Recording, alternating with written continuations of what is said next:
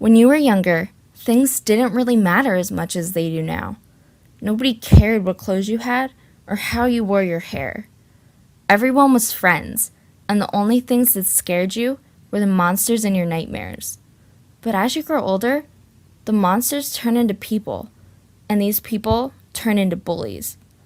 When I was growing up, I never fit in. Bullies, as well as my best friends, picked on me for every little thing I did, and it scarred me forever. My name is Lauren Foose. I'm 15 years old, and after spending 3 months in a mental rehabilitation facility for my depression, I decided to come face to face with my monsters and raise awareness about the things I went through and speak for those whose voices can no longer be heard. Joined by a group of supportive people who all have been bullied, I decided to take my mission across state to New York City, where we held signs of positive and negative things we have been called and were determined to be heard.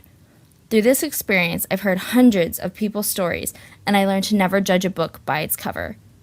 Everything you say can affect someone in a positive or a negative way, so think before you speak. And here are their stories.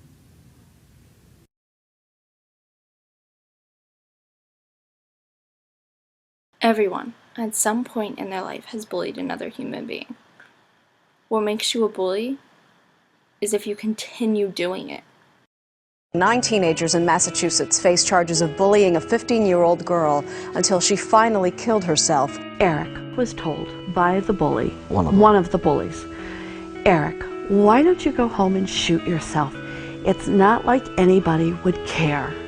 The teenagers face a range of boy charges from Buffalo, New York, by the name of Jamie Rodemeyer recently committed suicide after being bullied for several years by his classmates.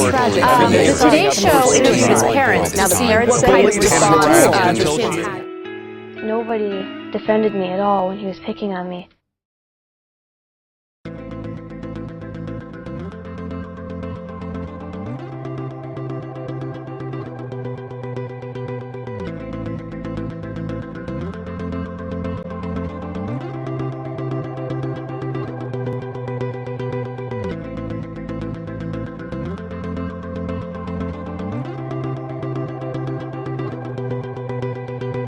I was bullied because I was in a wheelchair. My mom's husband, my stepfather, started gay bashing me and tried crashing into my ribcage when he was screaming faggot in my face.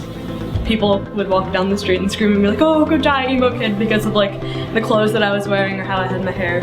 Somebody screamed out at the school performance, the faggot, while I was performing during my song. When I was younger, my best friend used to tell me to stand 10 feet away from her at all times when we were in public.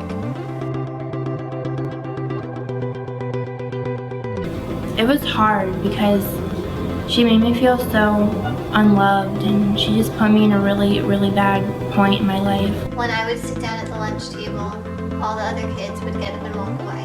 It made me feel worthless and like I didn't fit in. I pretty much just kept telling myself it was going to get better, and I surrounded myself with a very positive support group because there's nothing else that I could have done.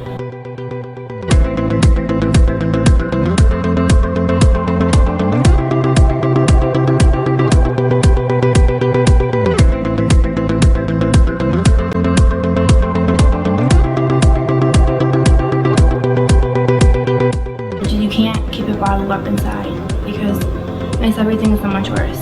Don't be afraid of being, snitch or whatever they might call you, because you need help. She helped me along with my friends and the rest of my family, and I didn't feel bad at the end, and I could stand in front of the person who said it and said, you know what, I don't care what you say because I'm proud of what I did, and I'm proud that I can be professional enough to stand there and keep in character. I would want them to see all that I've become and how I've defied everything that they wanted for me. Usually I would either draw or listen to music with like a really strong meaning and stuff. If you put your heart and soul into something that you love, I think you can overcome anything.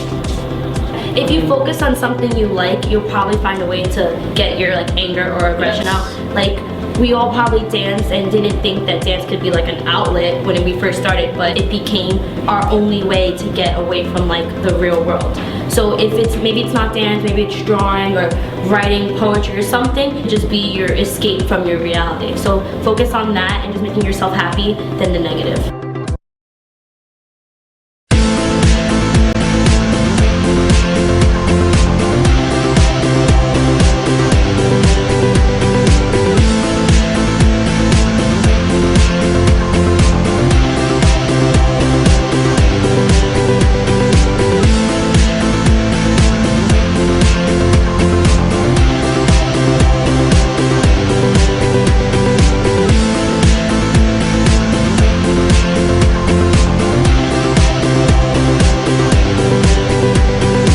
Just have to talk about it. Bring it up. Talk to someone. Get someone's attention. I would start with your parents. I would start with teachers, principals, guidance counselors, whatever it's going to take, but bring awareness to it. Everybody is unique in their own way, but we all have a brain, we all have a heart, and we all have feelings, so we just have to stop.